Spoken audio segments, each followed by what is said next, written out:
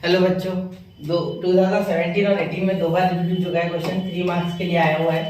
Question hard नहीं है, question बहुत आसान है। ठीक है, देखिए आपको बोला गया है कि ये दो पेयर ऑफ स्ट्रेट लाइन के कंबाइंड इक्वेशन को रिप्रेजेंट करता है ना। तो जॉइंट इक्वेशन नहीं, जॉइंट इक्वेशन में निकालना है। जय श्री राम, जय भोलेनाथ।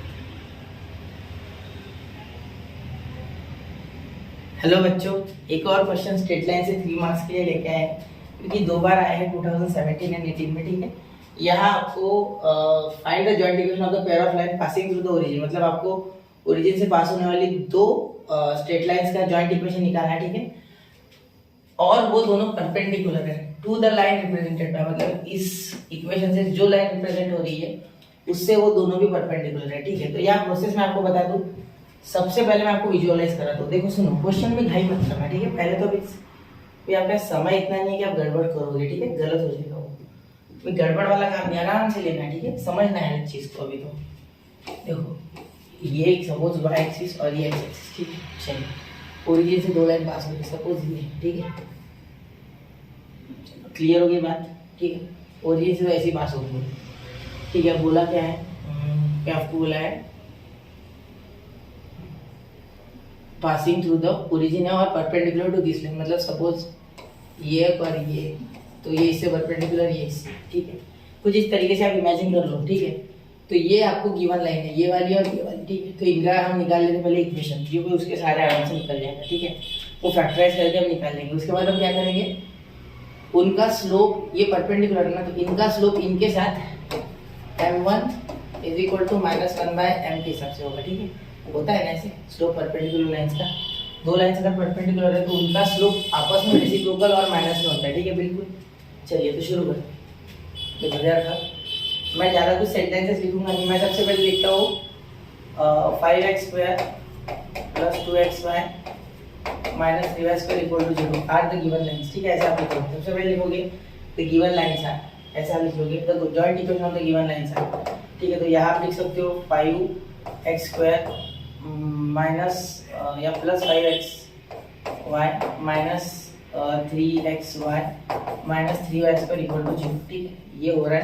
फैक्टराइजेशन मेथड आती है ना, वो बताने की आवश्यकता है कि आप 5 3 15 किया, फिर 15 के फैक्टर ढूंढे, तो वो एक्चुअली खुद ही फैक्टर है। ठीक है, 5x कॉमन आएगा तो यहाँ आएगा x + y और यहाँ आएगा -3x और यहाँ आएगा -3y और यहाँ भी आएगा x + y = 0। ठीक है, चलिए आगे देखिए। 5x - 3y = 0, ये पहला इक्वेशन, और x + y = 0, ये दूसरा इक्वेशन। ये दो लाइंस है जो अभी है। ठीक है, सपोज ये लाइन L1 है और ये लाइन L2 है, जो कि परपेंडिकुलर है टू द रिक्वायर्ड लाइंस। ठीक है, L1 is perpendicular to the required line.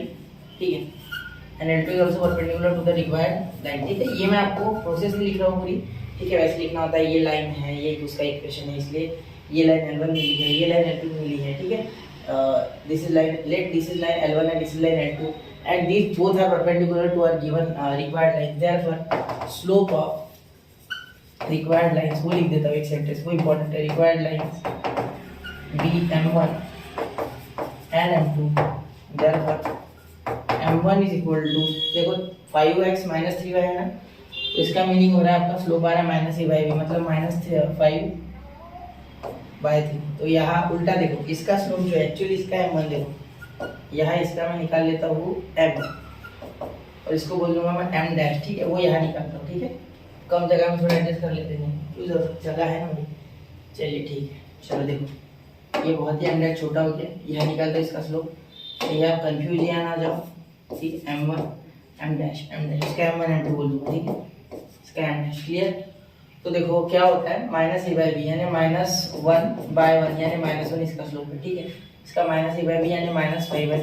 ये तो परपेंडिकुलर है ना अपने लाइन से, तो उनका उल्टा होगा इसके, मतलब -1 ये पूरा, तो 3/-3/5 होगा उसका, मतलब इसका होगा -1/m और एंड m2 होगा आपका -1/m'। ठीक है, चलिए क्लियर बात, कोई दिक्कत यहाँ पे नहीं, समझ रहे ना मेरी बात। ठीक है, चलिए तो m1 क्या हो जाएगा, देखो यहाँ अगर आप उल्टा करोगे तो -5/3 है ना, तो ये माइनस है तो माइनस माइनस कैंसिल, तो 3/5।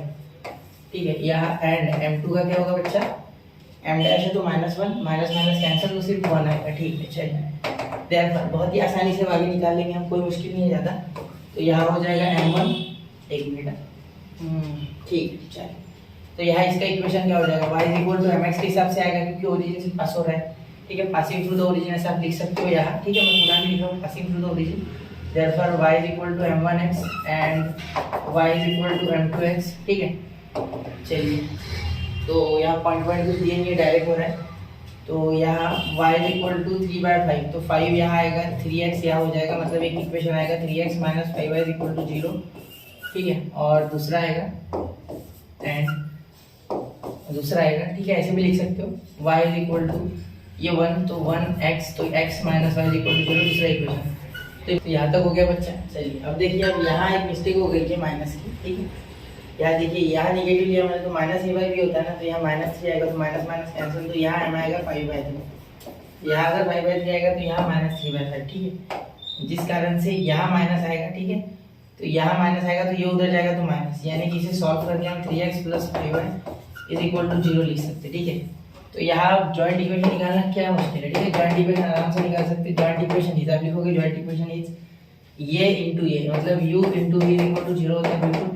तो 3x + 5y into x minus Y equal to 0। अब इसे सॉल्व करके आप मुझे बताना कि क्या आ रहा है जॉइंट इक्वेशन, बताओगे? चलो मैं बता देता हूँ, 2 मिनट में, ठीक है। +5xy minus 3xy minus 5y² is equal to 0। तो यहाँ आएगा 3x² + 2xy minus 5y² equal to 0। देखो साइन की गलतियाँ ना बच्चे बिल्कुल करना मत इसमें, ठीक है। मुझसे तो हो रही है लेकिन आप मत करना, ठीक है। चलिए नोट कीजिए 1 2 3।